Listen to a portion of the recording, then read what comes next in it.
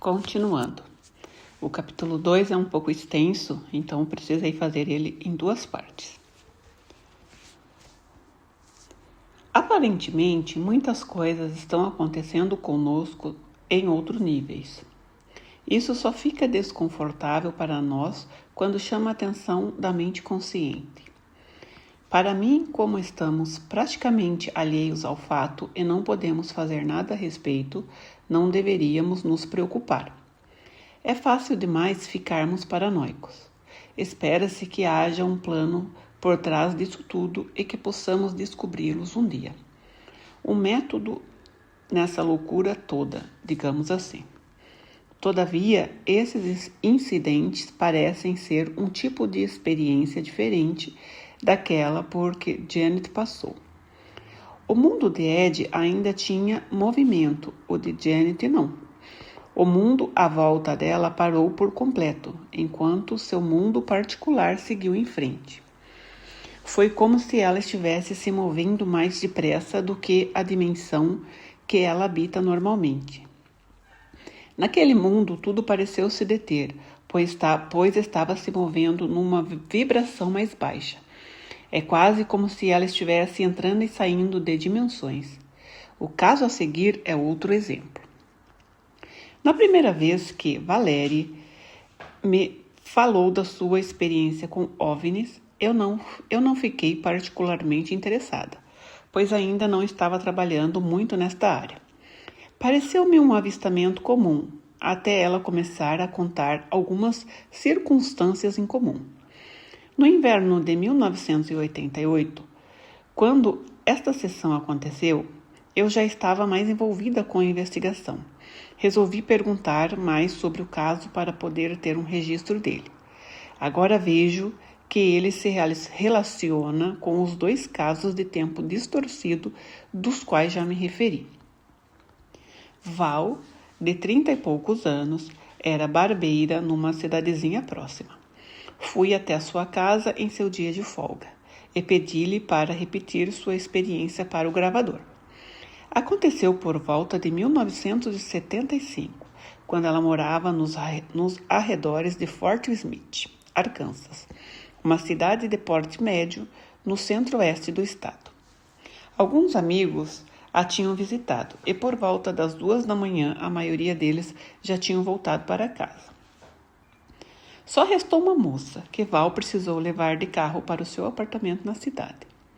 Ela percorreu algumas ruas e estava rumando para a estrada quando viu o estranho objeto pela primeira vez. Era um grande objeto luminoso, branco, uma coisa reluzente maior do que a lua. Val encostou o carro na guia para poderem vê-lo melhor. Não estavam muito distante de uma base do exército e pensaram que ela poderia ter algo a ver com manobras militares noturnas. Tinha a forma de um guarda-chuva, por isso ela pensou que poderia ser um paraquedas, mas não tardou para ficar evidente que não era nada tão normal assim. Enquanto observavam, subitamente o objeto foi na direção delas e passou a flutuar sobre o carro. Assustada, Val engatou a ré, deu a volta e dirigiu-se para a cidade. Quando chegou na estrada, o objeto de luz branca moveu-se e passou a acompanhá-la à direita do carro. Não manteve nenhuma forma especial. Ele parecia mudar, mantendo, porém, uma luz muito branca, intensa e reluzente. Ela dirigiu mais depressa, determinada a chegar à cidade o mais depressa possível. Então notou um fenômeno estranho. Não havia trânsito em nenhuma das pistas, nem luzes. Pareceu surpreendentemente similar à experiência de Janet. A situação em comum continuou quando saíram da estrada e entraram na cidade. Então viu que as luzes da iluminação pública foram se apagando, uma a uma, à medida que ela se aproximava delas. Mas ainda assim conseguia enxergar o suficiente para continuar dirigindo. Nada se mexia, nem a grama, nem as árvores. Havia apenas um silêncio assustador. Não viram cães, gatos, outros carros, pessoas ou luzes nas casas. Era como se fossem as únicas pessoas no mundo, dando-lhes uma estranha sensação, tipo do seriado Além da Imaginação. Ela descreveu isso como se estivessem num vácuo. Nenhum som, nenhum movimento, nada. As luzes das ruas se desligavam na área pela qual passavam, mas ainda havia uma luz suave vindo de algum lugar acima delas. Decidiram ir a um lugar onde pudessem encontrar outras pessoas. Foram até um grande shopping center, onde havia um restaurante sempre aberto. Nisso, o objeto flutuou sobre o shopping. Enquanto passavam na frente do restaurante, perceberam que não havia sinais de vida nele, embora ficasse aberto 24 horas todos os dias. Não havia luzes e nem pessoas por perto. Entrando no estacionamento, não viram outros carros ou pessoas. Embora fosse tarde, normalmente as ruas da cidade sempre tinham algum movimento de pedestres. Desesperadas, resolveram ir até o escritório de um amigo no centro da cidade. Geralmente ele trabalhava até tarde da noite e sabiam que ele deveria estar lá. Quando entraram no escritório, seu mundo voltou ao normal. Elas não lhe disseram o verdadeiro motivo para terem parado ali e ficaram algum tempo com ele. Depois, Val levou a amiga até o seu apartamento. Enquanto ela se dirigia para a estrada a fim de voltar para casa, o objeto tornou a aparecer, quase como se tivesse ficado esperando por ela. Tudo estava normal durante o tempo que ficaram no escritório e quando ela levou a amiga ao seu apartamento. Agora, porém, a luz tornou a aparecer, acompanhando o seu carro do lado esquerdo. Quando ela chegou apressada na entrada da garagem, o objeto acelerou bruscamente e desapareceu no céu noturno. Val disse que o objeto moveu-se muito depressa no começo e, da forma como acelerou, parecia definitivamente ser controlado. Após a conversa, resolvemos tentar fazer uma sessão de hipnose para descobrir mais detalhes sobre o incidente. No primeiro instante, ela começou a se lembrar de pequenos detalhes. O nome da amiga, que ela não conseguiu recordar conscientemente, o momento exato em que saíram da casa, a marca e o ano do seu carro, e o fato de ter ficado irritada por ter de levar a amiga até o seu apartamento àquela hora da noite. Sua respiração ficou acelerada e ela ficou empolgada quando falou do momento em que viu o objeto pela primeira vez e da viagem frenética rumo à cidade. Ela disse à amiga: "É uma estupidez ter de dirigir tão depressa. Se eles quiserem, pode pegar a gente." Ela estava tentando chegar à cidade para encontrar outras pessoas e terem testemunhas. Sua descrição dos eventos aproximou-se muito de sua memória consciente. Val, sabemos que se conseguirmos chegar a Fort Smith, encontraremos alguém. Tem sempre um carro de polícia perto do shopping. Tem sempre gente jantando nos sambos. Precisamos passar mesmo por ali. É estranho, nada está se movendo. Não há carros, não há animais, nada, é estranho. Dá a impressão de que encontramos uma dobra no tempo, como uma zona intermediária. Mas as luzes das ruas é como se houvesse iluminação pública à nossa frente, mas não há iluminação por onde passamos. É como se acontecesse alguma coisa com a energia elétrica. Vamos até a área do shopping e ele está sobre o edifício. Quero pensar que é a lua, mas uma lua estranha. Não pode ser, pois ela muda de forma. E que formas ela assume? Não sei explicar direito. Não era redonda como se fosse a lua. Era mais ovalada, mas não tinha limites nítidos. Era reluzente, branca e não tem ninguém nos sambos. Você consegue ouvir o motor do carro? Não conseguimos ouvir nada. Acho que nossos corações estão muito acelerados. Quando acordou, ela disse que conseguia mesmo sentir seu coração batendo mais depressa, como se estivesse revivendo a experiência e todos os seus sintomas físicos. Com a exceção de nós duas, tudo parece estar numa dobra do tempo. O carro funciona, podemos nos ouvir uma à outra, o carro se comporta como um carro, mas não há outros sons, tudo está imóvel. É muito estranho. Elas não viram nenhum carro ou sinal de vida pelo caminho quando resolveram visitar o escritório do amigo e entraram na sua rua. Tudo voltou ao normal. Havia luzes, como deveria haver. No escritório, ficaram tentadas a contar a história maluca para o amigo. Mas parecia absurda demais, pois tudo voltara ao normal. Depois de deixar a amiga no apartamento dela e voltar para a estrada, dirigindo-se para a sua casa, o objeto reapareceu e a atmosfera do além da imaginação voltou a aparecer. Novamente, nenhum ruído, nenhum carro, nada de luzes ou de pessoas, embora tudo tivesse estado normal no escritório. Val, tenho de levar o carro até a minha amiga. Tenho de levar o carro até a minha casa. E preciso fazer isso. E essa luz ainda está viajando comigo. Ela não parece ser ruim, mas é assustadora. É uma coisa estranha que está acontecendo. Pedi a Glinda que prometesse não dizer nada a ninguém. Não quero que pensem que fiquei maluca. Não quero ficar de fora. Fiz ela prometer que não diria nada a ninguém. Voltei para casa e quando fui entrar na garagem vi a luz. E ela simplesmente, zum, afastou-se de mim, tão depressa quanto veio da primeira vez, e sumiu de vista. A maioria das lembranças evocadas sob hipnose foi a mesma que as recordações conscientes. Sabia que a única maneira de obter mais informações decorreria de uma conversa com seu subconsciente. Então perguntei o que havia acontecido enquanto ela dirigia, e tinha a sensação de não haver luzes ou movimento. Val, o exame foi uma observação desta entidade. Ela está sendo observada durante toda a viagem. Está acontecendo de fato. Mas a nave estava observando e colhendo padrões e teste de energia enquanto ela dirigia seu carro. E como isso é feito? Bem, não é difícil. Ela foi levada fisicamente? Não. O equipamento tem tecnologia muito avançada e de longo alcance.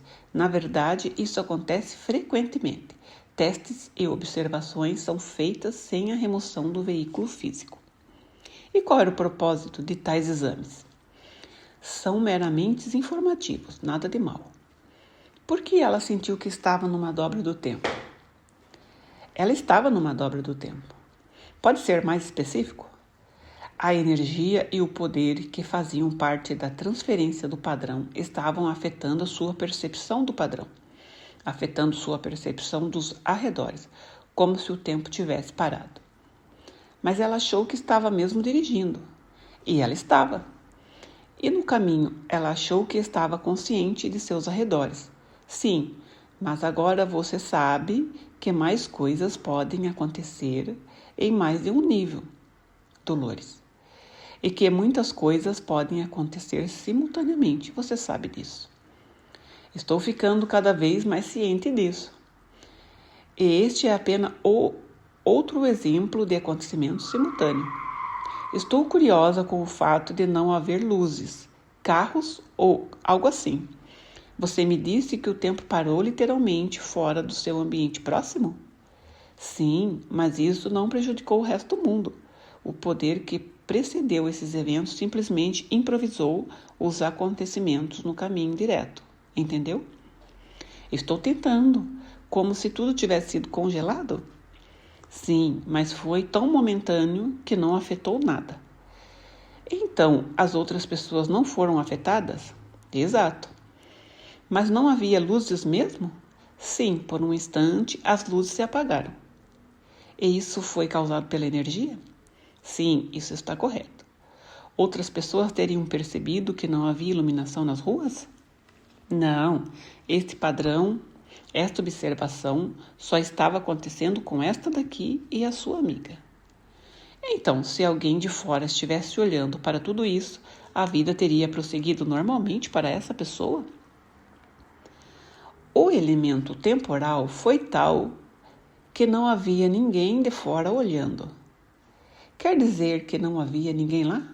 Não havia nada. Foi um momento, um lampejo, um instante, como se não tivesse acontecido.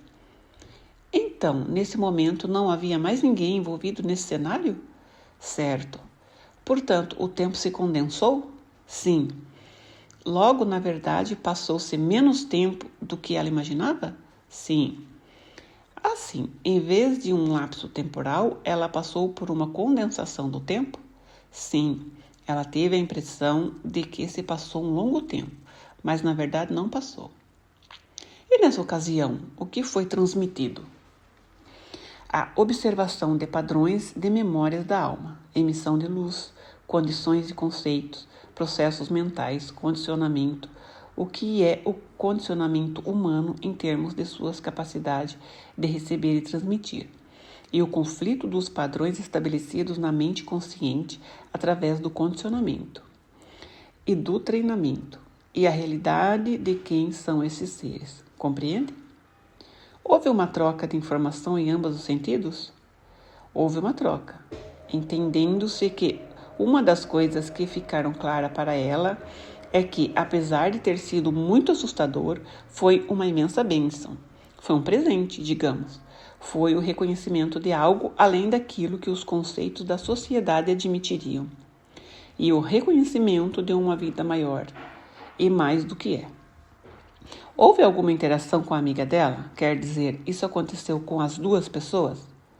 É difícil dizer o que esse toque causou na amiga. Posso falar mais diretamente em nome desta daqui.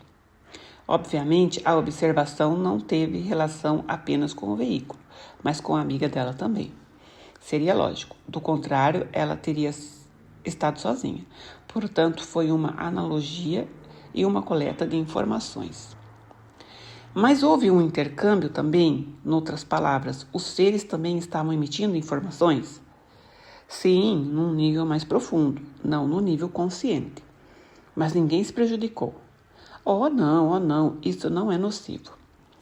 É o que as pessoas acham, que é uma coisa nociva.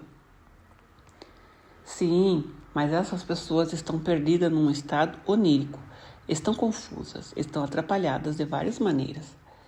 Bem, e você pode me dizer alguma coisa sobre a nave ou sobre os seres que estavam coletando essas informações? Não, só posso lhe dizer que eles eram bons e que a luz que estava brilhando representava aquela luz que estava brilhando. E foram transmitidas informações de que ela pode usar em sua vida? Sim, ela compreendeu isso em seu íntimo, mas acabou ficando envergonhada por causa do medo. Mas é humano ter medo daquilo que na verdade não compreendemos, né? Sim, mas ela gosta de ser corajosa. Houve algum motivo específico para ela ser escolhida ou ela estava no lugar certo por acaso? Muitos seres de luz, quando essa luz é transmitida, estão sendo selecionados. Ou, digamos, levados para cima. Essas almas estão se conectando com seus irmãos, com suas irmãs e com outros seres de Deus, antes mesmo de que sua consciência seja despertada. Então isso não aconteceu porque ela estava simplesmente ali. Havia um plano maior. Há sempre um plano. Tenho trabalhado com algumas pessoas que tiveram experiências desde a infância. E elas aconteceram simplesmente porque estavam ali? Não, nesses casos não. Não. Você acha que isso aconteceu com alguém? Não sei, estou tentando aprender, mas parece que foi bom, foi para o benefício dela. E foi para o benefício dela. Tudo está relacionado com a maneira como usamos as coisas e o que fazemos com elas. E também foi bom ela transmitir informações que eles provavelmente podem usar para seus entendimentos.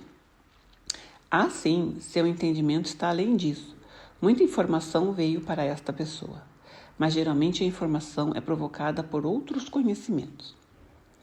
Uma coisa que tem me incomodado, parece que só tive contato ou experiência com pessoas que tiveram experiências positivas, mas ouvi falar de pessoas que tiveram experiências negativas. Isso se deve ao fato de também existirem seres negativos? Não sou desta opinião. acredito que há razão para parecerem ideias ou histórias negativas é que elas provêm de consciências desta natureza. Elas tingem a história como criam. Elas tingem as histórias que criam. Então você acha que o medo e emoções similares falsearam sua percepção? Claro, o medo é a única coisa, e as coisas que vêm junto do medo, que cria aquilo que é sombrio, que é negativo, que é menos que o amor e a vida de Deus. Você acha que elas tiveram mesmo alguma experiência e sua mente consciente viu-a como algo negativo? Eu creio que isso é possível, mas não tenho todas as respostas. Então também vou fazer outra pergunta. E se a mente consciente pode ser enganada, pensando que uma experiência foi negativa, ela também pode ser enganada para pensar que a experiência foi positiva. Não, ela não pode ser enganada e pensar que a experiência foi positiva. Veja, aí está a diferença. Aquilo que consideramos positivo, que consideramos bom, percebemos como sendo de Deus. Aquilo que percebemos como negativo é a ilusão, o estado onírico. Assim, se percebermos algo como positivo, bom, de Deus, nossa percepção está correta. Se percebemos a experiência como negativa, talvez tenha sido negativa, mas apenas na maneira como foi vista, a maneira como foi percebida e usada, com falta de compreensão, entendeu? Sim, eu acredito nisso, só que algumas pessoas acham que foram prejudicadas por esses seres. Há pessoas que acreditam que foram maltratadas por esses seres, por um vizinho, por um amigo, mas tudo isso são percepções pessoais. Temos de entender isso e chegar a um lugar de conhecimento onde tudo é bom. E saber que se percebemos algo como medo, isso só pode ser negativo. O medo colore e descolore. Só posso falar daquilo que sai do fundo da minha alma. E o fundo da minha alma diz que se reagirmos a partir do medo, será algo negativo. Talvez seja por isso que só tenho me envolvido com experiências positivas, né? Creio que você foi bem escolhida, Dolores. Também me falaram de experimentos genéticos e de engenharia genética, e que alguns resultados não parecem ser humanos. Creio que os experimentos genéticos estão acontecendo neste planeta, mas estão acontecendo com a humanidade. O homem está indo além da sua espiritualidade. Esse é um conceito interessante. Você quer dizer que há pessoas na Terra fazendo experimentos nessa linha? Sim, mas não vão permitir que continue. A informação que tenho é que há, de fato, seres de outros planetas neste plano terrestre para servir a humanidade. Em muitas áreas estão mais avançados do que a humanidade. O homem é co-criador junto com Deus, o Criador. Em sua criação, ele pode criar tudo que a sua mente lhe permitir. E as coisas são criadas por amor ou por medo. Aqueles que vêm de outro lugar, de outro planeta, nossos irmãos e irmãs vêm por amor à humanidade, por esse planeta Terra e pelo próprio universo. Eles vêm nessa época de necessidade. Eles vêm nessa época em que vamos despertar. O subconsciente de Val disse que ela nunca teve um contato físico real com a nave ou com os seres. O único contato foi esse intercâmbio de informações. Quando Val acordou, lembrou-se da primeira parte, pois esta foi uma rememoração muito realista do incidente. Mas ela não se lembrou de nada da última parte, a conversa com o seu subconsciente. Ela ouviu essa parte da fita e ficou surpresa com aquilo que disse. Isso é muito típico. Quando o subconsciente fornece informações, a pessoa não se lembra delas. Dá sempre a impressão de que outra entidade está falando. E esta se refere ao corpo que ela ocupa na terceira pessoa, ele ou ela, em vez de eu. É sempre com distanciamento, e assim pode ser analítica e objetiva. Esse é o fim do capítulo 2. No próximo áudio, nós vamos começar o capítulo 3. Até lá!